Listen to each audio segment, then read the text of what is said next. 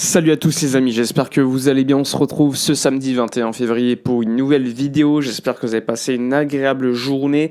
Dans cette vidéo, on va évoquer toute l'actu du Barça. Hansi Flick vient tout juste de sortir de la conférence de presse. Il a parlé de Pedri, de Gavi, des tirs au but, du Ramadan, de Lamine Yamal, bref, d'énormément de choses, de cette pause qui a fait du bien. On va en parler, on va aussi parler un petit peu de l'actualité du FC Barcelone avec énormément de choses à dire. La course à la présidentielle du Barça, n'hésitez pas comme d'habitude à mettre un petit like, à vous abonner, à booster la vidéo comme d'habitude.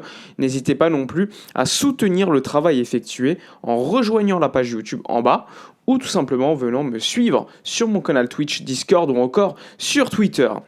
Alors on débute la vidéo. Flick vient tout juste de sortir de conférence de presse. Alors il a évoqué notamment Gavi en disant que Gavi une nouvelle fois s'était entraîné avec le groupe, qu'il voyait beaucoup de progrès et que normalement il devrait être prêt d'ici quelques matchs. Donc Gavi sera de retour bientôt. Il a dit que c'était un joueur ultra important, c'était l'âme et le cœur de l'équipe. C'est un joueur qui se bat sur chaque ballon, que c'était importantissime de le récupérer. Il a aussi parlé de Pedri qui pourrait jouer quelques minutes demain. Il a précisé que c'est un joueur différent, un vrai capitaine sur le terrain qui prend les responsabilités quand l'équipe est en difficulté et que là aussi, le récupérer va beaucoup aider l'équipe, tout comme Rashford. Marcus Rashford sera présent demain. Il fera partie du groupe en tout cas. Est-ce qu'il jouera titulaire? C'est moins sûr, mais il sera bien là pour jouer et il sera dans le groupe bien présent. Il a reçu l'autorisation médicale après son absence. Je crois que c'était 2 matchs loupés pour Marcus Rashford depuis le dernier match, si je ne me trompe pas, contre Majorque.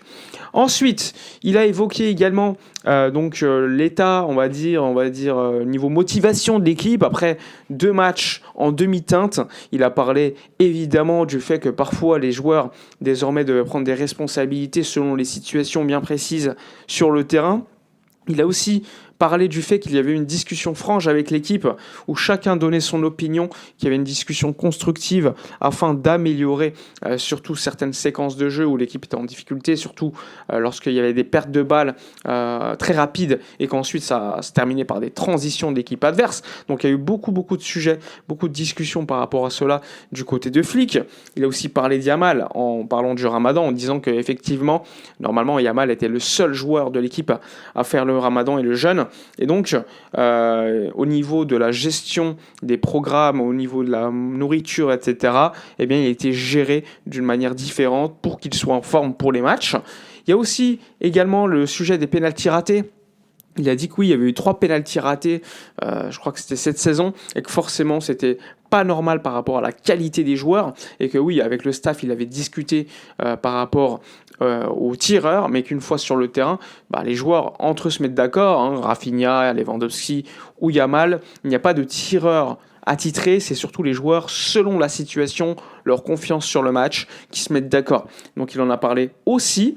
Le journaliste, à un moment donné, lui a dit on vous sent un petit peu abattu et ça. Il a dit non, je me sens pas abattu. C'est juste qu'on a eu quelques jours off qui nous ont fait beaucoup de bien, qui nous ont permis de nous remettre en question, de discuter, de réfléchir. Et maintenant, on espère que sur le terrain, on va montrer de quoi on est capable. Donc un Flick avec une mentalité, on va dire, refancharde après les derniers matchs, on va dire, où c'est passé un petit peu à côté. Je le rappelle, ce week-end, le Barça joue demain, je le rappelle, je crois que c'est 16h15 si je ne me trompe pas, contre Levante à domicile. Et surtout, Levante est 19e du championnat d'Espagne.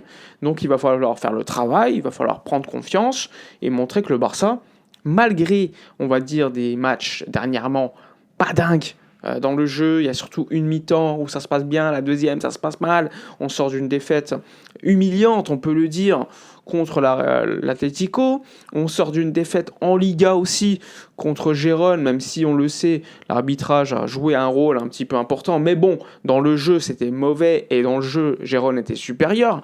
Il y a beaucoup de choses à dire.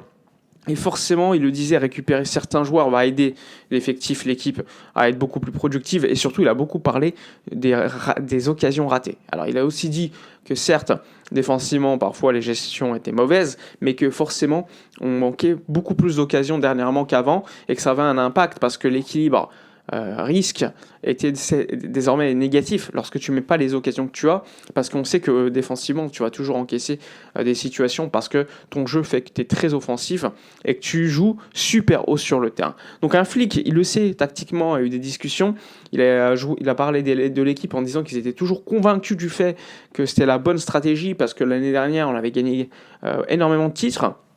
Et que là, ça fait 4 titres sur 5 avec la Supercopa cette saison. Forcément, ça a un impact sur l'équipe qui a toujours confiance en elle par rapport à Flick et qui espère continuer en ce sens. On lui a aussi posé la question sur les élections. Il a dit moi je suis pas là pour les élections, hein. Moi c'est pas mon rôle, hein. Moi je suis là pour coacher l'équipe. Les élections, c'est vous qui vous en occupez. Moi ce que je sais c'est que les 2 matchs où il n'y a pas eu de président on a perdu. Donc il en a parlé avec un petit peu de sourire, mais d'une certaine manière il a voulu se mettre de côté par rapport à cela, et ce qui est assez normal parce que je le rappelle, les élections présidentielles du Barça auront lieu le 15 mars. Donc le 15 mars, les votes auront lieu avec normalement, s'il n'y a pas de surprise, 4 précandidats et qui deviendront, s'ils le reçoivent, les 2200 signatures de soutien de Socios, des candidats officiels. On parle de Marc Siria, de Victor Font, de Joan Laporta et de Xavi Villajuana. Donc 4 précandidats pour l'instant, qui deviendront des candidats officiels dès lors qu'ils ont les signatures. Et ensuite, la course à la présidence du Barça sera lancée. Pour l'instant, on attend de voir s'il y aura un débat électoral, hein, parce qu'il y en a un qui devait être organisé par Mundo Deportivo, qui a été annulé, parce qu'en gros, chacun des candidats devait amener un représentant au niveau sportif. Finalement, au dernier moment, le représentant de la team Victor Font a changé. C'était pas quelqu'un qui a été dans le secteur sportif, ce qui n'a pas plu au clan Laporta, qui finalement dit non, finalement, s'il n'y a pas le représentant de la campagne de Victor Font pour ça, on annule. 1 heure plus tard, ils ont dit bon, finalement, allez, on le fait, mais c'était trop tard parce que Marc Siria, son représentant, s'était barré. Et bref, c'était mal géré encore une fois. Mais normalement, oui, on devrait avoir des débats électoraux qui vont être assez intéressants. De toute façon, moi, mon rôle, ça va être de traiter ces élections de la plus objective, de la manière la plus objective possible, et ensuite vous édicter dans une vidéo qui arrivera, je pense, prochainement, avant les élections évidemment, les programmes de chacun des candidats officiels. Donc là, j'attends de voir qui seront les candidats officiels.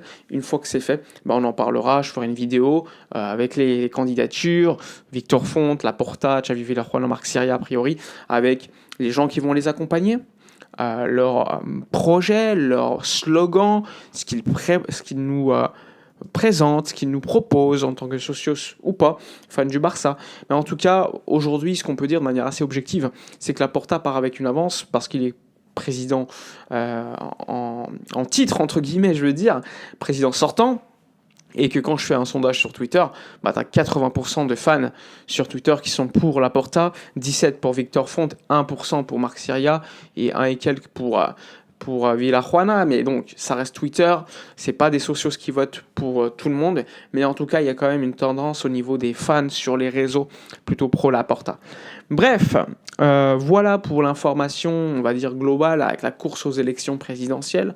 N'hésitez pas, comme d'habitude, à donner un commentaire dans l'espace, à donner votre avis dans l'espace commentaire, à booster la vidéo, ça fait toujours ultra plaisir, à liker, à commenter, à partager. Moi, je le rappelle, on se retrouvera en live demain pour l'avant-match, normalement aux alentours de 14h40, à peu près, avant-match entre le Barça et Levante. N'hésitez pas à être là, ça sera sur Twitch, mais également sur YouTube. Je vous remercie par avance, passez une agréable journée, et d'ici demain, portez-vous bien.